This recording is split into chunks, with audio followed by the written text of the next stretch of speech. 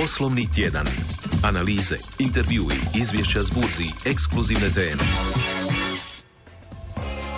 Dobro jutro, poštovani slušatelji. U poslovnom tjednu za tonskim pultom kolegice Josipa Žoljom, Nikolina Čulum je za kamerama 4. programa Hrvatske televizije, a ja sam urednik Tihomir Vinković. Poslovni tjedan. Analize, intervjui, izvješća s burzi, ekskluzivne teme. Evo, malo smo se zbunili na početku zbog toga što čekamo još jednog gosta. S nama u studiju je gospodin Davor Štern. Dobro jutro. Kriza u Ukrajini otvorila je nova pitanja geostrateška, ali i opskrbe energentima zapadne Europe, pa prema tome i Hrvatske. Gospodine Štern, danas se u Luksemburgu održava sastanak čelnika vanjskih poslova Europske unije o tome što će se dogoditi ne samo u ukrajinskoj krizi, nego i ono što je možda u ovom trenutku i najvažnije, a to je opskrbi zapadne Europe ruskim plinom. Kako vi gledate na trenutačnu situaciju s obzirom na pismo predsjednika Putina koje je uputio europskim čelnicima? Tema je duboka i dugačka, a pokušat će biti koncizan. Pismo koje je Putin uputio, ja mislim da je to u namjeri minimiziranja buduće političke štete, jer se radi praktički ne upozorenje Europi mi ćemo vama prekinuti opskrbu plinom, nego ja bi ga shvatio tako, ukoliko ne dođe do reguliranja financijskih odnosa između Ukrajine i Rusije, odnosno Gazproma kao isporučioca plina, mi ćemo biti prisiljeni zaustaviti isporuku plina Ukrajine, a time odmah automatski dolazi do zaustavljanja isporuke plina Europi, jer taj plin prolazi kroz ukrajinski magistralni sustav i Rusija nema nikakve mogućnosti da kontrolira Ukrajinu da ne uzima iz tog sustava plin onako kako je se hoće ili kako treba. Prema tome, tu se treba vratiti na onu situaciju, na plinsku krizu iz 2009. godine, gdje je Rusija napravila isto to, bila je prisiljena zaustaviti dotok plina u Ukrajini, a s tim je i stao dotok plina prema Europi. Međutim, tada je to Rusija dosta loše i nespretno politički odigrala i s tim je došlo do toga da je u stvari cijela Europa optuživala prvenstveno Rusiju da je prekinula opskrbu plina, a kako se radi o jednoj cijevi koja ide iz Rusije prema Europi, Ukrajina je na to priključena, odnosno na tranzitna zemlja i nema mogućnosti da se kontrolira na izlaznim mjestima. Svaki grad, svaki okrug, pokrajina u Ukrajini ima ogranak toga plinovoda, prema tome okretanje i zatvaranje ventila je u rukama Ukrajine, a ne Rusije. I nažalost dolazimo do toga da smo mi u stvari taoci, cijela Europa, te političke situacije u Ukrajini.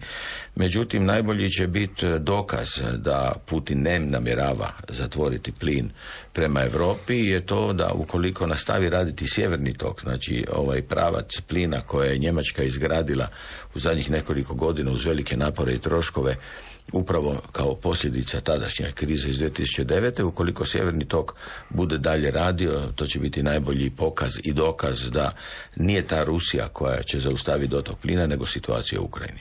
Sad kad govorimo o situaciji u Ukrajini, Ukrajina je tranzitna zemlja. Rekli ste oni uzimaju plin. Oni su tada uzimali, jel? I teško ih je zaustaviti. Ali Rusija opskrbljuje Ukrajinu više od 60%, čak plina koji dolazi u Ukrajinu je ruski plin. Da, Ukrajina iscrpla uglavnom svoja plinska nalazišta, ona već i u okviru Sovjetskog saveza je sudjelovala u eksploataciji cjelokupne energetike Sovjetskog saveza, a kroz to je izgubila svoja nalazišta i plina i nafte, istrošila, jel? I sav plin koji dolazi danas u Ukrajinu je iz Rusije. Prema tome, velika zemlja sa mnogoljudna zemlja će ostati bez energenta za onog plina. A evo, stigao nam je i drugi gost, dr. Dragan Kovačević. Dobro vam jutro. Evo, mi ćemo i dalje o ovoj temi.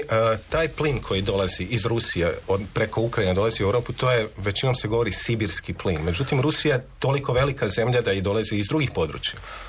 Ne samo to, uglavnom se govori o sibirskom plinu, evo jučer je bila jedna dobra reportaža o plinu iz Urengoja koji proizvodi godišnje 100 milijardi kubika plina. To je dovoljno za hrvatsku opskrbu idućih 35 godina. Te veličine su nezamislive za nas. Međutim, još jedna činjenica, sav plin iz Kazahstana, Turkmenistana, Azerbejdžana dolazi preko ruskog sustava jer još nije izgrađen ovaj drugi alternativni sustav koji su kolokvijalno Amerikanci nazivali Nabucco, sad se on pretvorio u TAP, transjadranski plinovod i sav taj plin isto Rusija kao uslužni prijevoz, tranzitna zemlja, prevozi taj plin iz tih zemalja, međutim on postaje ruski plin onog momenta kad pređe rusku granicu, Gazprom njega kupuje od ovih zemalja i on dalje slovi kao ruski plin. Dakle, on sve što dolazi preko Ukrajine, to je u stvari ruski plin. Rusi su platili svojim dobavljačima, ako tako možemo reći. Apsolutno. Sada dolazimo do toga, taj plinovod koji dolazi iz Ukrajine opskrbljuje 18 ili 19 europskih zemalja. Rusi su objavili da je 16 premijera dobilo pismo predsjednika Putina, kod nas je u medijima objavljeno i u zapadnoeuropskim 18 država, to toliko nije bitno, međutim dolazimo do nas. Gospodine Kovačeviću, kada govorimo o Hrvatskoj opskrbi plinom, u ovoga trenutka Hrvatska ima, kako naši dužnosnici govore, dovoljno plina da izdržimo dalje ići, mislim, zima je prošla. Koliko Hrvatska ima iz domaćih izvora plina? To ste dobro rekli, zima je prošla. Mi većinom, naša ekonomija dosta ovisi o vremenskim prilikama. Tako imate, ako ste u turizmu, ako pada kiša, onda nemate turizma. Ako imate sunca, onda imate dobar turizam. Što se tiče zaliha plina, mislim da u ovom trenutku Hrvatska ima dovoljno, da su tu ljudi koji daju takve izjave u pravu. Međutim, ovo što je gospodin Štern izrekao, ovdje se radi o jednom velikom geostrateškom preslagivanju i sigurno da se ne može na neki način mirno i spokojno gledati što se tu događa. Svaka zemlja bi trebala, bila ona velika, mala, a što je manja to još i više, imati na neki način, pod navodnicima, dvije stvari u nekoj neovisnosti, dakle da može preživjeti jedno vrijeme, to je energetska stabilnost i to je stabilnost hrane, da možete prehraniti svoje stanovništvo. Nažalost, mi ni u jednoj ni u drugoj dimenziji nismo izgradili taj dio neovisnosti. Dakle, ja bih pričekao sam rasplet ovih događaja koji su vezani ne zato što nema plina ili nafte, dakle plina i nafte ima, nego je pitanje jedne sada političke, možemo tako reći, već do granice određene zbivanja koje graniče s određenim i ratnim huškanjem unutar sustava i tu imate jedno veliko preslagivanje gdje vlada svake države koje ste naveli 18 koje su je upućeno pismo mora na svoj način neki način model rješavanja takve krize. Ako se možemo na trenutak zadržati, u Hrvatskoj danas kreće aukcija prodaje hrvatskog plina. Koliko se vi, gospodine Štern, slažete s tim? Nije mi jasno zašto je do toga došlo, odnosno jasno mi je zašto, jer se promijenilo strategija i sad je HEP određen kao nosilac plinske opskrbe Hrvatske umjesto INE. Stvarno, nisam s nikim o tome razgovarao i nije mi jasna intencija bila baš u ovo vrijeme danas to napraviti, ali vjerojatno ljudi koji su to radili znaju zašto to su napravili, a jednog dana će to možda i nama reći. Mislim da je došlo u nezgodno vrijeme, nisu oni krivi, oni su donijeli jednu takvu odluku u drugim uvjetima, nije bilo ovoga. Da, odluka nije donesena u petak, recimo. Nije donesena. Ono što je dobro, odnosno ja se nadam da se o tome vodi računa, da se taj plin ne proda za izvoz. Jer ako je aukcija plina, plin je otvoren. Evo recimo, Europa mora danas donijeti odluku kako će pomoći Ukrajini opskrbi plinom. Jer nije sad samo pitanje opskrbe Europe. Jedna je stvar ta gdje je problem Europe, jedan od problema da Europa nema zajedničku energetsku strategiju. Svaka zemlja ponaosob ima svoju strategiju, nažalost mi je ni nemamo, ali ostale europske zemlje imaju svoju strategiju, a ta strategija nije harmonizirana, nije unificirana. I za razliku od strategije u poljoprivredi koja postoji, koja je čvrsta i tu opet mi imamo nažalost dosta loše pregovaračke pozicije, odnosno imali smo kad smo ulazili u Uniju, tu ćemo morati nešto promijeniti. U energetici je svaka zemlja prepuštena sebi i zato su ovakvi sastanci kao što je ovaj danas u Luksemburgu vrlo važni da se odredi strategija na kratki rok. Međutim, činjenica da se mora pomoći Ukrajini će tražiti da europske zemlje solidarno sudjeluju u pomoći da se Ukrajina opskrbuje plinom, a tu su dva problema. Kao prvo, plina nema, a drugo, Ukrajina taj plin ne može platiti. Jer da ga može platiti Rusiji ne bi došlo do ovih problema. Situacija je dosta složena. Govorimo o svoti od 8 milijardi dolara koje trenutačno traži Rusija, 5,5 milijardi za punjenje radi održavanja tlaka i 2,5 milijarde koje su Ukrajina dužna. Međutim, dr. Kovačević, Ukrajina je objavila, odnosno Naftogaz, njihova tvrtka, da neće plaćati Rusima plin zbog toga što su podigli cijenu. Mislim da je odnos bio 285, sada je 465 po jedinici koja se prodaje. Otprilike 30%. Je li ta cijena toliko nerealna da Ukrajina zaista može reći ne, ovo je kršenje bilo kakvih tržišnih pravila? Pa čujte, više u takvim uvjetima što je tržište? Morate odrediti. Dakle, to je pitanje onoga ko ima i onoga ko ih treba. Dakle, ako vi imate alternativu nešto, neku drugu, da Europa ima, da Ukrajina ima, vjerovatno bi rekla hvala lijepo i ne želim taj plin. Međutim, koliko su sad poznate stvari, te alternative nema. Jednostavno, i ona se traži, što je gospodin Štern izrekao i brzi sastanak koji je nastao u zemljama Evropske unije koji nemaju tu jedinstvenu energetsku strategiju, je govori o jednoj složenosti krize. Da budemo jasni, mi smo već nekoliko puta i prošli u Europi takvu krizu gdje je bilo već govora da li će biti zaustavljena dobava plina prema Europi i ključno je uvijek bilo u odnosi između Rusije i Ukrajine.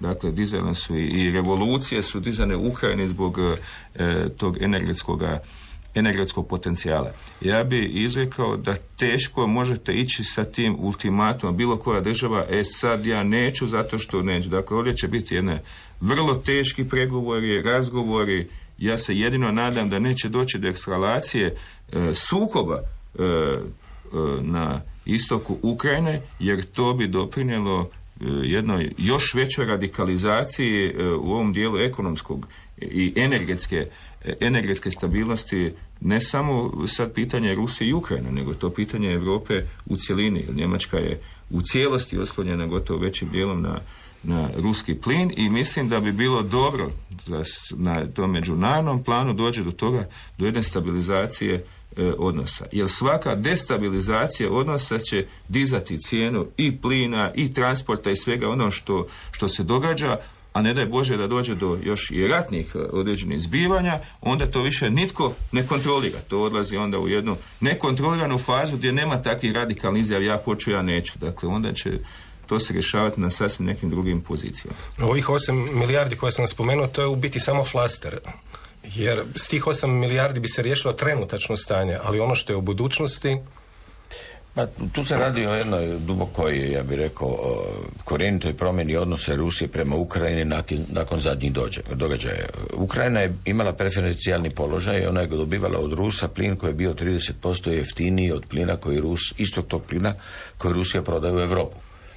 Isto taj cijenu imaju i Bjelorusija i ostale države koji su u sustavu ruske zajednice koja se još uvijek naziva Savez nezavisnih država, SNG. I oni su u tome imali jedan poseban položaj. Kad su se počeli događaji na Krimu događati, kad je Ukrajina ušla u svojevrstan sukob sa Rusijom ili Rusija sa Ukrajinom, s koje god strane promatramo, onda je Rusija rekla, dobro, više nemate povlaštenu cijenu plina, sad ćete plaćati punu cijenu. To je tržišno opravdano po meni. Je li to cijena, zašto mi nemamo 30%? Koliko mi otprilike plaćamo plin ruski? Mi uvozimo iz Rusije ne toliko veliku količinu, ali ipak uvozimo značajnu količinu. Gledajte, ukrajinska cijena je 30% niža, ali tu moramo uzeti i ove druge zemlje. Konkretno u Americi cijena plina od 50% niža nego ona u Europi. U Japanu je cijena plina 50% viša nego ona u Europi. I još uvijek su Japan i Amerika konkurentni. Japan se muči, Americi je lakše, jedan od razloga momentalnog dobrog položaja ekonomije u Americi je jeftini energent koji su Amerikanci konačno uspjeli dobiti putem iskorištavanja škriljevaca i njihovo razbijanje, odnosno iskorištavanje, frakturiranje. Tako da je u svijetu ta cijena plina vrlo neujednačena, ne možete govoriti o svjetskoj cijeni plina i na osnovu toga gospodarstva i ekonomije padaju ili rastu. Rekli smo da Europa nema jedinstvenu energetsku politiku, međutim postoji Europska energetska zajednica. U njoj su i neke države koje nisu članice Europske unije, recimo Bosna i Hercegovina. Što se tamo uopće odlučuje ako ne ovako krupna pitanja? Čujte, odlučuju se stvari koje sigurno na globalno ekonomskom kojoj razini za takvu zajednicu kao što je Europska unija, kao što ste rekli, i zemlje koje nisu članice Europske unije imaju određene svoje značenje. Međutim, ja bih ovdje naglasio, ovdje se radi o izvanrednoj situaciji. Dakle, ovdje ne radi se o nekom redovnom tržišnom odnosu, pa ćemo mi sad reći sjele su Gazprom ili ne znam neke firme iz Europe, iz neke države i razgovaraju. Ovdje se radi na najvišoj političkoj razini razgovora.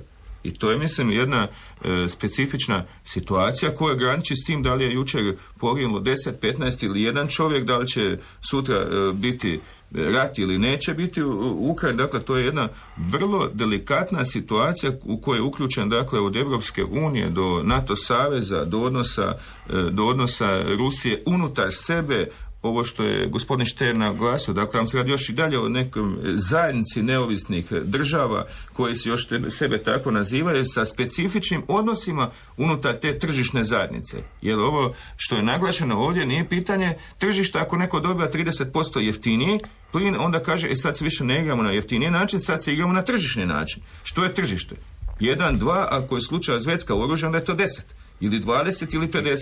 Ili ga nema. I sad je dobra jedna smirujuća situacija što zima prolazi. Zamislite sad da je ovo u 12. mjesecu se događa i da je, ne znam, u Berlinu ili ne znam, u Pragu ili Budimpešti minus 15. I sad vi kažete, sad više toga plina nema. Dakle, to bi nastao jedan kaos. Čak mislim da imate u sreću u nesreći, što dolazi proljeće, što dolazi ljeto i daje se političkim strukturama da pokušaju riješiti taj problem. Dakle, problem koji je nastao je odnos između Rusije i Ukrajine, ali to nije samo pitanje Rusije i Ukrajine, nego je to pitanje gotovo globalnog svijeta. Tu se prelama samo određeni odnosi istoka, zapada, Europe, istoka i svega onoga koji već tinja dugo vremena, ali sad je došao do razine jednoga koje je došlo do jedne radikalizacije, dakle gdje imate... Pa i teške riječi se izmijenio, već se govori o plinskom ratu, pa o novom hladnom ratu. Pa to nisu samo više teške riječi, imate na granici nekoliko desetaka tisuća ljudi, ovdje se već razgovara o tome da se treba povući specijalne vojne snage sa granice. Čim počnete na toj razini, to više nije samo diplomatska priča, to je došlo do usijanja na razini vojnih odnosa između dviju država, ali ne samo više dviju država, nego odnosa između paktova, o kojem govori se o hladnom ratu i o nečemu, ali sve je dobro dok je sve hladno, dok ne bude vruć. Kad je vruće, onda je već nastaje veći problem. Govorili smo o plinovodu koji ide kroz Ukrajinu. Vi ste, gospodine Štern, spomenuli onaj sjeverni tijek koji ide za Njemačku, koji je vrlo brzo izvežen. Međutim, Hrvatska je i vlade prijašnje, pa Jadranka Kosor je, kad je bila premijerka, potpisala sa Putinom jedan ugovor da bi jedan krak južnog tijeka išao preko Hrvatske. Sad, što je taj južni tijek? To je također ruski plin? To je apsolutno ruski plin i ja mislim da je to tada već dosta loše i prikazano javnosti. Krak prema južnom toku koji prolazi kroz Srbiju i tamo u Mađarsku ne znači puno. To je samo jedan mali krak. Nažalost je Hrvatska tada izgubila mogućnost iz određenih razloga o kojima vjerovatno niti imamo vremena ni dovoljno spoznaje da ulazimo zašto se to dogodilo. Ponuda Rusije da taj krak prolazi magistralni kroz Hrvatske je odbijen. I taj je krak otišao u Mađarsku i mi smo sad dobili jedan samo spojni plinovod na mađarski dio, što povećava sigurnost opskrbe, jer Hrvatska do sada je dobivala plin isključivo preko Slovenija iz Baumgartena u Austriji prema Rogatecu u Sloveniju, tamo je ulazio plin u Hrvatsku. Sad imamo 2 pravca opskrbe, što nije loše, međutim ako nema plina onda nijedan od tih pravaca ne funkcionira. Alternativa tom pravcu je TAP, bivši projekt Nabucco, koji je, južni tok je, nazovimo ga, ruski projekt. Kojim on ide trasom? On je predviđen da ide trasom od Turkmenistana, Kazahstana, Azerbejdžana, Tadžikistana, sve te zemlje stanovi koji imaju dovoljno plina, da ide preko Grčke, Bugarske, prelazi odnosno iz Grčke prelazi u Albaniju, iz Albanije je predviđeno da magistralni cjevovod prelazi na jug Italije i tamo se spaja na plinovod preko koga Italija dobiva plin iz Alžira, a jedan krak toga bi trebao ići sjeverno, to je ishodila naša diplomacija, mislim da je to dobro, da ide preko nas, da se spaja sa našim plinovodom kroz Split i kod Splita i mi sad dobivamo dobili bi jedan lijepi dobar prsten za dobavu pravog alternativnu dobavu plina u Hrvatsku. Međutim, mislim da bi tu trebalo uložiti dodatne napore da se uvjeri konzorcij TAP-a da bi pametnije bilo da se magistralni cjevovod povuče kroz Hrvatsku.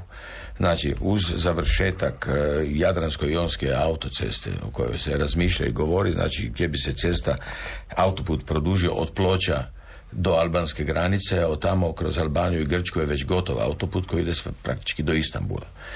Mi bi tada dobili za Hrvatsku jedan fantastičan projekt koji bi bio jedan topli autoput gdje putem koga bi sva roba sa Bliskog istoka dolazila u Europu preko Grčke, Albanije, Crne Gore, Hrvatske i dalje prema Sloveniji i Njemačkoj. Sada kad bi se tih 200 km nedostajućih dovršilo i uz njih položio cjevovod tog TAP-a, onda bi mi dobili izuzetno važnu poziciju u Hrvatskoj da smo strateški važni iz dva razloga. To bi uz obalu išlo? To bi išlo negdje uz obalu. Ja mislim da bi morao zaobići Dubrovnik preko teritorija Republike Srpske, jer to nije problem. To je sve izvedivo, ali radi se svega o tome da bi se kroz 200 km dobio jedan autoput i naši autoputovi bi preko noći izgledali sasvim različito. Mi bi dobili promet ravan onom na autostradi del Sole u Italiji, dobili bi sav kamionski promet koji i onda su autoceste Hrvatske prihodovne, onda ne smijemo razmišljati uopće o koncesiji. Po meni ne bi smjeli ni sada razmišljati jer razmišljamo o davanju u koncesiji nečega što nije dovršeno, a onda to nema ni pravu cijenu. Ali da se vratimo na plin, i takav jedan plinovod i prelazak tog plina iz Hrvatske preko sjevernih plinskih polja koji su u vlasništvu INE, a tu svakako se može naći izlaz, koristeći već dijelom iskorištene bušotine sjevernog Jadrana kao skladište plina za Europu, Sloveniju, Italiju, Austriju, bilo koga, s tim bi se dobio stvarno jedan, ja bih rekao, magistralan pravac koji bi istovremeno mogao biti maestralan. Doktore Kovačeviću, i tu dolazimo do LNG-a, odnosno kako se kod nas prelo ukapljenog plina. Taj terminal već se jako dugo govori da bi ga Hrvatska trebala izgraditi. Mi smo govorili recimo o katarskom plinu do sada. Koliko taj projekt sada dobiva na značenju? Očito da dobiva. U ovakvim trenucima sigurno on ima određeno svoje značenje i onda sad još više dobiva na značenje. Ja ako to samo usporedim iz svoje, recimo, bliže sada prakse, vidim značenje transporta nafte koje smo potpisali prije 2 tjedna, izvanredne pošiljke transporta nafte, dakle koja ide sa juga zbog krize koja je nastupila na istoku. Dakle, uvijek vam kaže dok nekome ne sprkne, drugome ne svane. Sada u toj istmine u svjetlo, što se kaže, pitanje koliko ćete vi to znati iskoristiti. I to su vam fantastično brze reakcije koje morate imati. Ovo o čemu je sada i gospodin Štern pričao, dakle, to je, ne možete nešto ići nedovršeno, morate dovršiti projekt. A onda kad ga dovršite, onda ima određenu cijenu. Kao što smo prije 5-6 minuta o tome pričali, da li će nekoga ucijenjuje ili ne ucijenjuje ili određuje tržišnu cijenu. Onaj koji ima, taj određuje dalje sustav. Ali druga stvar koju možda treba još naglasiti, sve naše i transporte o čem pričamo plina mora završiti kod nekoga potrošača. Zato je LNG terminal je pitanje ima li on svoje potrošače. Kako se sad stvari događaju, on bi mogao imati. Ali moramo imati na umu da su to brze reakcije i da se brzo sve događa. Ako vi sad napravite o čem smo pričali i ovaj tok koji ide od Albanije, Grčke i tako dalje, dođe do Splita.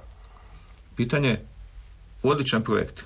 Što ćemo mi koristiti taj plin? Mi smo napravili cijev i do Splita s ove strane od Zagreba. Međutim, što imate glavni problem?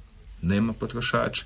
Dakle, nemate neke centrale, nemate velikog potrošača koji će koristiti taj dio. Sad, uvijek u ekonomskoj, bar sam ja tako pojmam stvar investicija, da investiciju gradite da bi ona mogla doneti neku dodanu vrijednost. Ako nema dodane vrijednosti, onda je uzaludna investicija. Sada, sa pozicije LNG terminala, on je sigurno u ovom trenutku može biti od značenja većega nego što je bio prije ove krize. Ali se mora brzo odreagirati i vidjeti što... Koliko bi tako nešto koštalo? sve košta i nije pitanje koliko nešto košta. Mi smo rekli da ćemo neke investitore naći. Uvijek, gledajte, neće mi ništa nikoga naći, investitori će nas naći. Ja mislim da u Hrvatskoj imate potpuno jedan apsurdnu priču da mi moramo tražiti investitore. Mi moramo stvoriti uvjete za investitore. A kad imate uvjete za investitore, oni sami dolaze. A investitori dolaze tamo gdje je zarada, gdje je profit.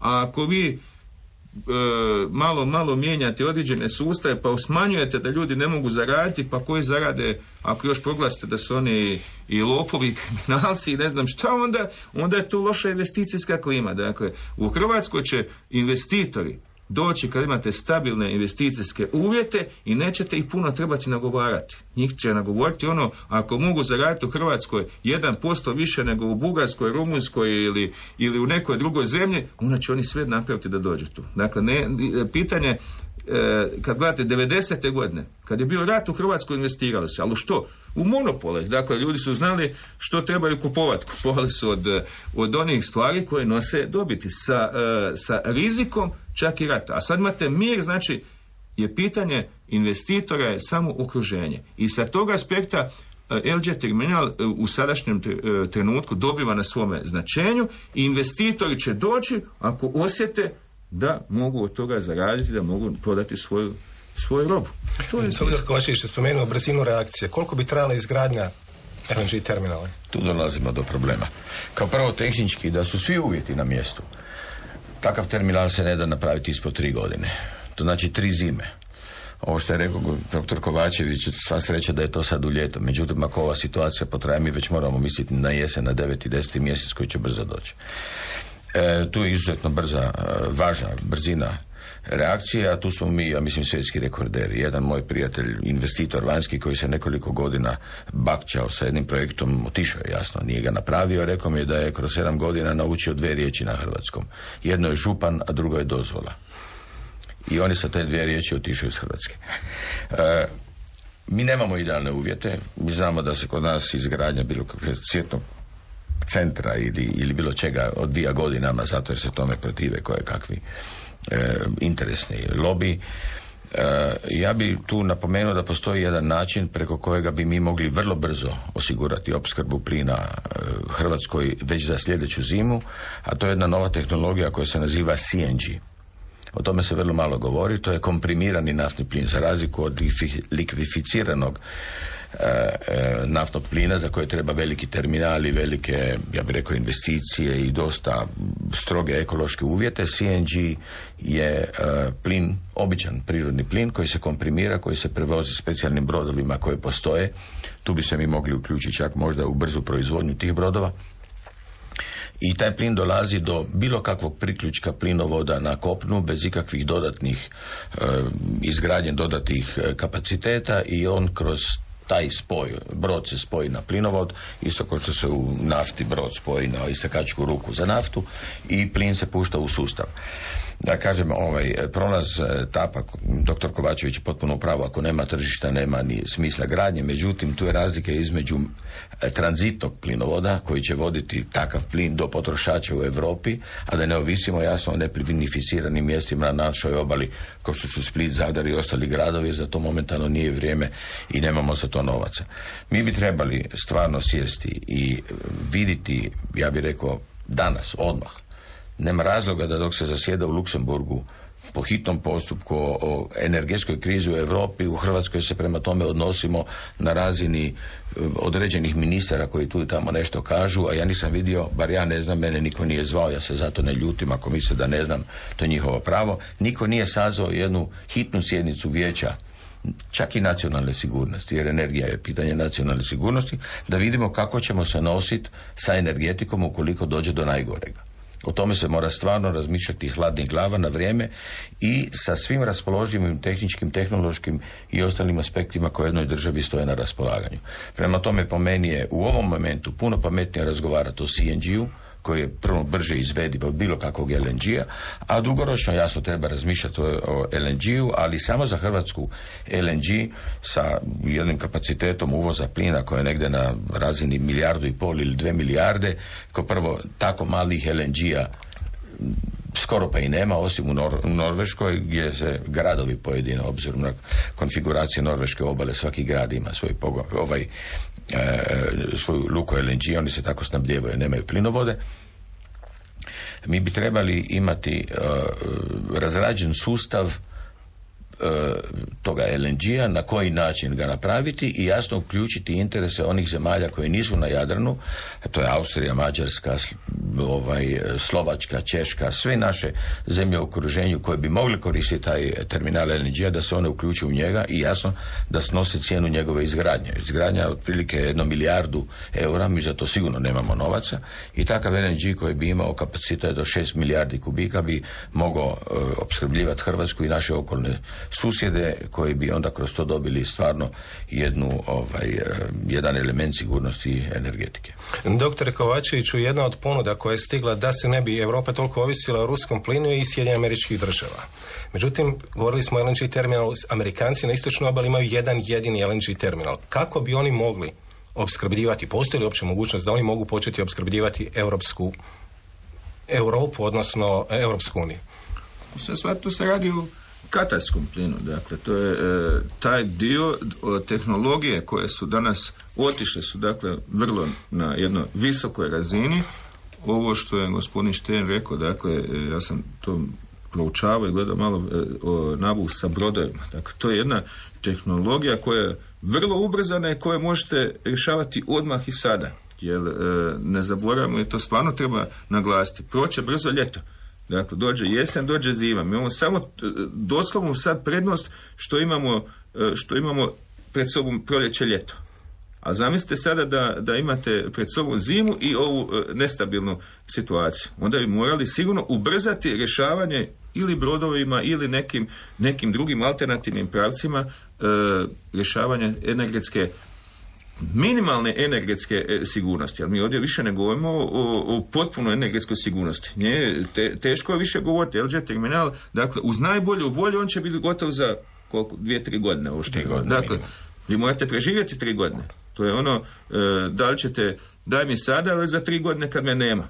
Kad me nema, dakle, ako smrzne se sve, dakle, vi nećete imati od industrije i tako dalje, morate tražiti alternativne rješenja. Ja sam sigurno na pragu ovoga izrečenoga da se treba sastati najviše što je moguće organi društva i vidjeti što dalje, jer ovo je vrlo jedna delikatna situacija, koja naravno nije ništa uzrok da je nešto kriva Hrvatska zbog tog, nego ste se našli jednome takvom okruženju i ako već nemate neku zajedničku evropsku politiku koju smo rekli, vidimo da u tom strateškom dijelu energetskom, onda morate rješavati, svaka će zemlja pojedinačno na neki način rješavati taj problem. Naravno da će to onda u jednoj fazi prerasti jedno skupno rješavanje, ali u ovom trenutku po meni trebate vidjeti prije svega što sa domaćim tim izborom, maksimalno vidjeti domaće kapacitete, vidjeti stvarno koliko mi imamo skladišnog dijela i ovo, ako je to je sad stvarno tehničko pitanje, ako aukcija je bila plina, da se to otkupi unutar, da ostane na domaćoj razini. Nećete valjda prodavati, idete u rat, a prodate nekom drugom tenkove. Dakle, onda ćete to ostaviti unutar sustava. Ja ne mislim da je to ništa loše dogodilo, nego to je vjerojatno odluka koja je prije donešena prije ovih svih ovih kriza, ali morate brzo odreagirati. Ako je nešto iskuplje, platite, morate to napraviti. Ali da ne bi opet bila afera za godinu, 2, 3, zašto je neko platio skuplje. Dakle, vi morate gledati vrijeme i prostor.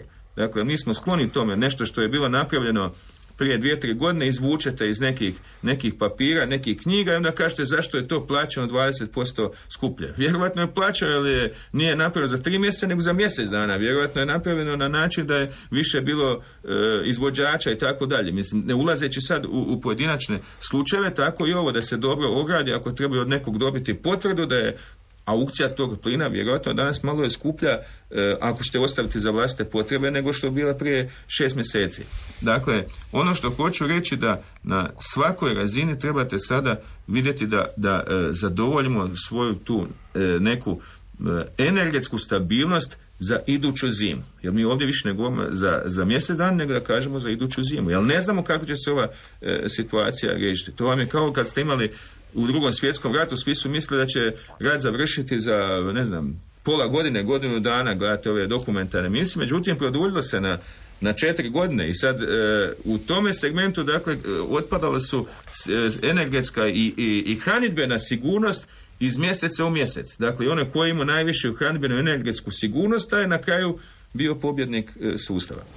Kada govorimo sada o nekakvim dugoročnim odlukama, rekli smo da se ministri vanjskih poslova Europske unije danas sastaju, da donose nekakvu svoju odluku koja će utjecati na odnose Europske unije sa Rusijom, a prošli tjedan u Moskvi je bio predstavnik najvećeg hrvatskog subjekta Agrokora i potpisan je ugovor sa Ruskom bankom o kreditiranju poslovanja u Hrvatskoj, dakle hrvatskog najvećeg poslodavca. Tamo je bio Ivica Krišto. Kredit od 600 milijuna eura dobiven od jedne banke prema samom iznosu respektabilan je i za krupni korporativni sektor, a za hrvatske prilike gotovo nestvaran. Ako uzmemo u obzir da se radi o vodećoj ruskoj banci pod državnom kontrolom koja ima gotovo trećinu imovine ruskog bankarskog sektora s blizu 250.000 zaposlenih i da je riječ o terenu na kojem se nitko s hrvatskog prostora nije financirao, a sada dobiva dvostruko povoljnije uvjete od onih na zapadu, onda to govori kako nije riječ o uobičajenom financijskom ugovoru, nego poslu koji nosi poruke s obje strane. Sa strane Agrokora poruka je da su i financiranje svojih poslova i same poslove spremni usmjeriti tamo gdje imaju bolje uvjete i šanse za širenje. A to je Rusija bez obzira na aktualno stanje i priče o sankcijama. Uostalom, Ivica Todorić rekao je kako ozbiljno rade na jednoj akviziciji, to jest kupnji tvrtke u Rusiji, te da im je rusko tržište glavna preokupacija u širenju biznisa izvan regije, što vrijedi i za maloprodajni i za prehrambeni dio. Nije izbjegao javno kazati da im je ruska banka omogućila izvrsne uvjete, a tako se nije izrazio nakon 2 desetljeća financiranja na zapadnim tržištima kapitala, usto ističući kako se radi o velikoj odgovornosti za Agrokor. Sa strane Sberbanka pokazano je povjerenje u stabilnost Agrokorovih tvrtki i kvalitetu upravljanja, naravno nakon detaljnih analiza. No to je i poruka da imaju ambicije svojom velikom financijskom snagom konkurirati postojećim igračima na bankarskom tržištu jugoistočne pa i srednje Europe. Moglo bi se reći da su značajnu poruku u tom smislu odlučili poslati upravo preko Agrokora. Čelnik grupacije German Gref poručio je i to kako su spremni podržati povećanje rusko-hrvatske robne razmjene, što podrazumijeva i financiranje hrvatskih tvrtki koje već rade na ruskom tržištu. Uostalom, ruski kreditor Agrokora omogućit će hrvatskom koncernu da otplati ranije puno skuplje obveze, čime će, kako se moglo čuti, zapadni financijeri njihovih obveznica ostati bez 52 milijuna eura zarade. Postavlja se pitanje je li i to igralo ulogu u ovoj priči koja se odvija u okolnostima zategnutih odnosa Rusije i Zapada. No prilikom potpisivanja ugovora prevladavao je očekivani oprez u javnom komentiranju šireg, to jest političkog konteksta. Ivica Todorić rekao je: Agrokor je jedan od važnih učesnika u cijeloj ekonomiji regije i dobar Agrokor je Agrokor koji investira, koji zapošljava i koji je uspješan. To je onda sigurno jedan dobar poticaj za ukupnu ekonomiju ove Hrvatske. Dakle, mislim da ovaj ugovor će svima zajedno u Hrvatskoj donesti, ja bih rekao, dosta dobroga. Prije par dana je naš guverner rekao: gospodo poduzetnici hrvatski, okrenite se prema bankama van Hrvatske. Dakle, evo vidite kako mi disciplinirano slušamo.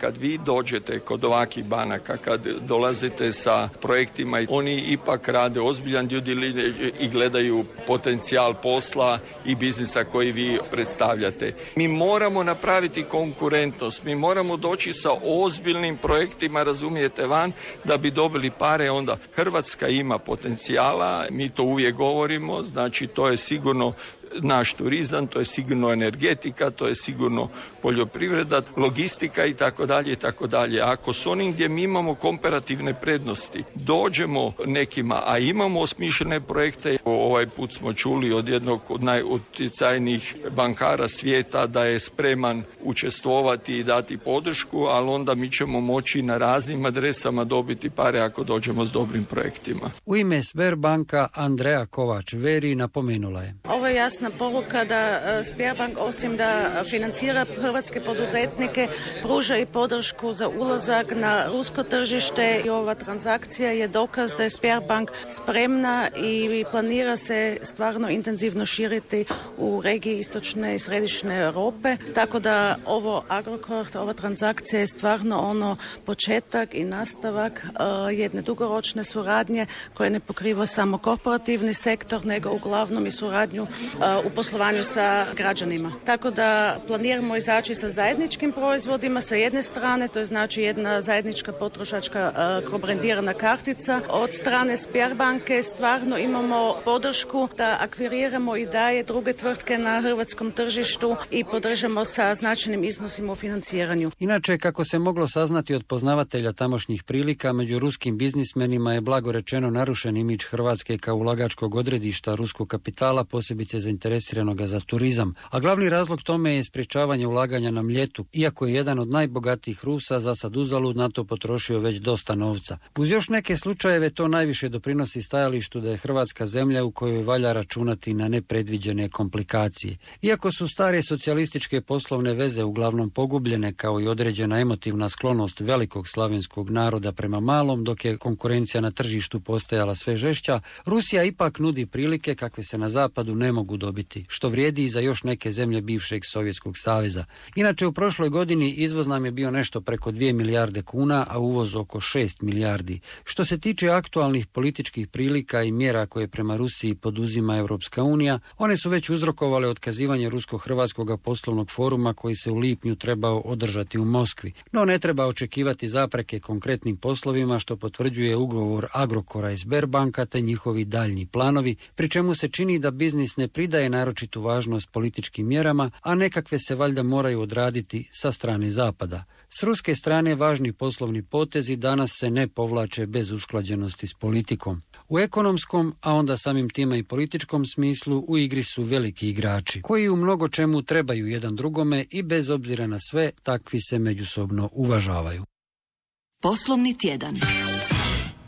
Evo, kolega Krištino je približio što se dogodilo u Moskvi, današnji sastanak Europske unije, naši poslovi koji smo sa ruskim financijskim kapitalom. Može li se dogoditi da se uvedu sankcije? Ja mislim da ne. Europa si to ne može dozvoliti. Ja bih iskoristio ovu priliku da čestitam gospodinu Todoriću i Agrokoru na tome što je napravio, jer je po meni ono krenuo jednu novu stranicu u povijesti hrvatskog gospodarstva. On je to prije već učinio i u poljoprivredi i u raznim drugim sektorima. Ovo je, ja bih rekao, jedan bravurozan potez, međutim on nije došao preko noći.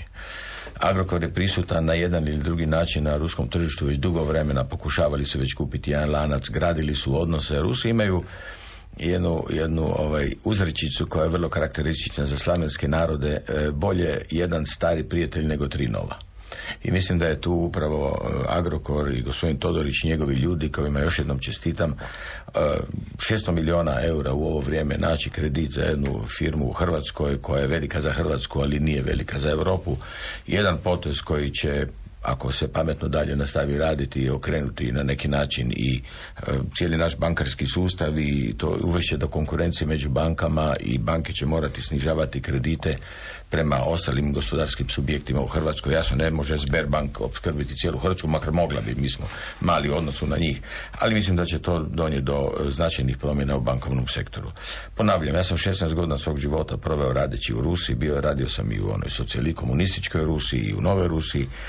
Rusija je idealan partner. Ja sam godinama o tome govorio, proglašavali su me i za nekakvog ruskog nosilaca interesa Rusije u Hrvatskoj, svašta su mi govorili. Činjenica je da smo se mi prema Rusima ponašali vrlo nekorektno.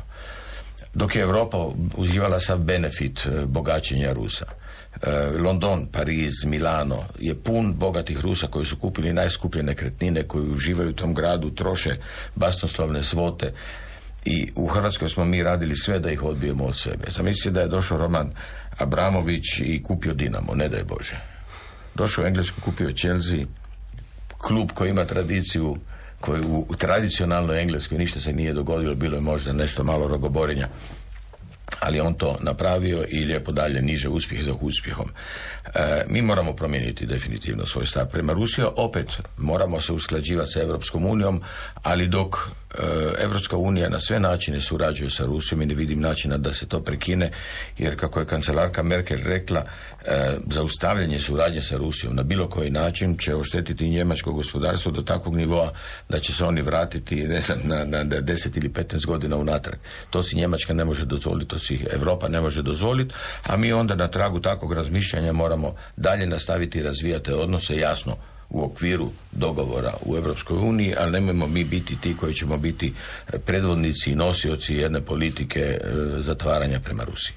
Dr. Kovačević. Ja bih se također pridružio čestitke. Ovo je jedan velika stvar koja je jedan svijetli primjer kako se u jednom okruženju koje traje u Hrvatskoj već dugi niz godina Agrokor prometnuo jednu respektabilnu firmu koja je izašla izvan nacionalnog okvira. Naravno da je to velika uloga i gospodina Todorića i ljudi njegovih. Ja bih izrekao, dakle, nije nikako sad hvala da uzmete kredit. Ja bih volio da smo mi izvezli tamo, ne znam, milijardu nečega, međutim u uvjetima u kojima se to događa, to je jedan od najboljih stvari što se u Hrvatskoj u zadnje vrijeme dogodilo. Dakle, to nije sad pitanje sad privatnog interesa gospodina Todorića i Agrokora, nego je ovdje zamijenjen jedan kredit i obveznic koji je splaćen preko 10% za duplo niže, dakle, iznose. Dobiven je jedan potencijal strateškog partnera, dakle, prema ruskim firmama, gdje Agrokor kao najveća korporacija koja je izašla izvan okvira, da li je to bogaćenje, ne znam, jednog ili dva ili tri čovjeka, dakle, to više veze s vezom nema. Ovdje se radi o jednoj uspješnoj korporaciji koja je regionalno uspješna i koja pokušava ono što bi trebali i drugi napraviti, izaći izvan okvira regije i proširiti se prema Rusiji. Druga stvar, ovo što je gospodin Štern izrekao, ja u zadnje vrijeme, dakle nekoliko godina surađujem intenzivno sa i ruskim kompanijama i sa ljudima iz Rusije, i ono što moram naglasiti da ti ljudi imaju vrlo pozitivno mišljenje o Hrvatskoj i da ovo što smo mi stvorili neku barijeru prema ljudima, ja ne znam iz kojeg razloga, dakle oni vjerojatno ko nije bio u Moskvi onda nije vidio, dakle, tu jednu jačinu. Kad dođete tamo onda vidite što je to, ili Sankt Petersburg, kad odete onda vidite da je to su gradovi jači puno od zapadnih vodičnih gradova, vidite svu kulturu, vidite svu pamet i ljudi sa naših prostora, dakle prostora iz Hrvatske, mi imamo podcjenjivački element prema tom što nije dobro, ali oni unatoč tome, ne znam čak iz kojeg razloga sam slušao u ambasadama šta naši ti činovnici rade tim ljudima, oni i dalje vole Hrvatsku. Na neki, mislim, pod navodnicima, dakle, jednostavno doživljavaju pozitivno. Ja nisam vidio ni jednu negativnu reakciju. Ali sad pustimo taj dio, nego je pitanje da Sberbank kao jedna u svjetskim okvirima, ne više čak u okvirima Rusije, oni su neformalno dobili zadatak da budu prva energetska banka u svijetu. Dakle, to u dogovoru uvijek postoji između različitih grupacija financijskih u svijetu, i sa te strane ulazak njihov u Agrokor, ulazak u druga poduzeća koje će jednostavno promijeniti financijsku sliku.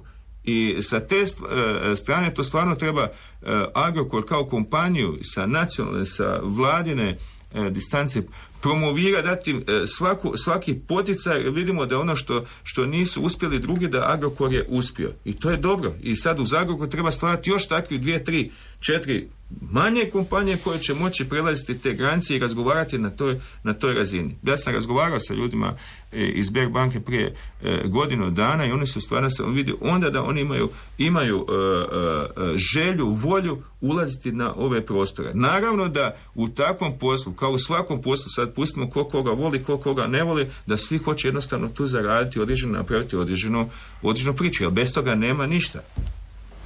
I sada, ako je Europska unija donese bilo kakvu odluku, rekli smo da neće biti takve velike sankcije kao što neki predviđaju, dakle zamrzavanje bilo kakvih odnosa sa Rusijom, možemo samo zaključiti ovu emisiju da Hrvatska je dio Europske unije, ali da treba voditi svoju samostalnu politiku. To je bilo sve u današnjem poslovnom tjednu. Poslovni tjedan.